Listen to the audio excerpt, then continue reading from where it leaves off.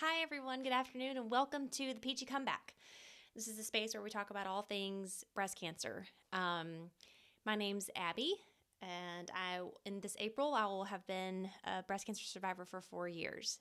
So I'm really excited to be able to be here and to have this channel to just kind of reflect on my journey and the things that I've walked through. Today I had on my mind just the topic of gratitude. And oddly enough, looking back on sort of when I was going, the diagnosis and going immediately through treatment, when I reflect back on that time, I'm just overwhelmed with gratitude for so many different reasons. I think the first thing I think of is just obviously friends and family, and the people that were there immediately. Like, what do you need? Like, what are we doing? Like, they just went into go mode, I like to call it. And so just obviously can't ever thank friends and family enough for the continued support in many different ways throughout the several years of the treatment.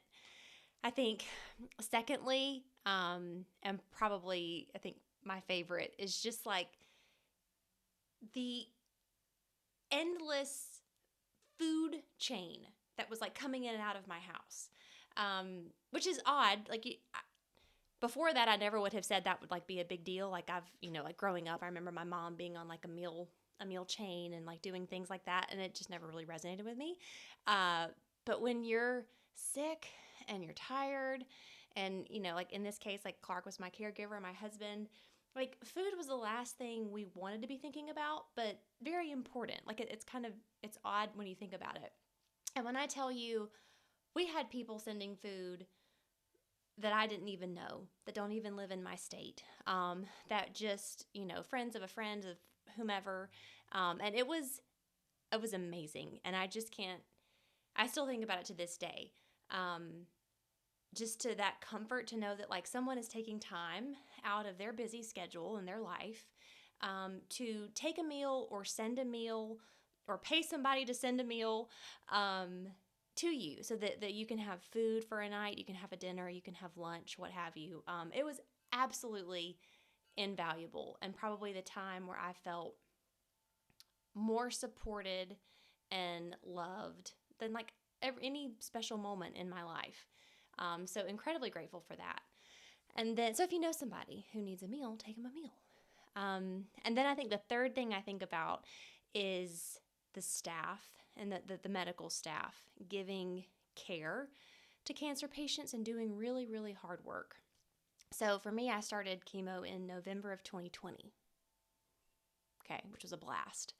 But it meant that my husband got to drop me off at the door of a building for me to go in and get chemo infusion. And I will never forget. I mean, obviously, oncologists and all that were wonderful, but the RNs administering the chemo and doing all of the things, they were your person. I mean, you walk into this gigantic room full of chairs and scary towers and all kinds of stuff, and you sit down and you're alone. Like, you're alone as in like you don't have your person or a person there with you. And these RNs were just incredible. I'll never forget the lady I had, the RN that administered my first chemo infusion. I never saw her again for the rest of my infusions.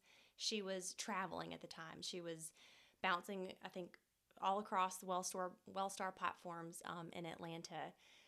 But talk about just like the kind of person that was there and needed for the time. I don't know how long I was there. It felt like all day. I think it had to have been close to all day. But from the time my first, infusion started until the last, she was there every step of the way. And, just talking and just being there to listen. And I don't know this lady from Adam, right?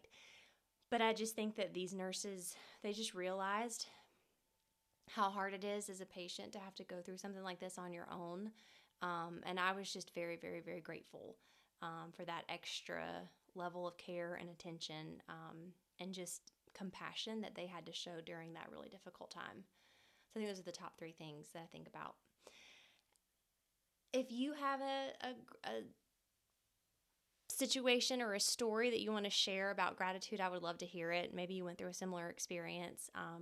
But yeah, it's been on my mind this week, and I just, I'm so grateful for it to this day. So when I'm recording this conversation, it's a Sunday evening, and my chemo infusions are always on Mondays. And to this day, I can like be kind of like, not jazzed about whatever my week coming up. And all I have to do is think about, well, would you rather be going in for a chemo infusion tomorrow? And I immediately just have this like renewed sense of gratitude. I think our health is there's a lot that we can do to control our health, but there's a lot of it that's outside of our control. And so just being really grateful for the health that you currently have, the health that your friends and family have, um, to me has been something I did not carry with me prior to my diagnosis that I definitely think about on a daily basis. So that's it. Thank you so much for being a part of the conversation. If you have any thoughts or, like I said, want to have a conversation, put comments in below. Write to me. I'd love to hear from you. I hope you have a great day.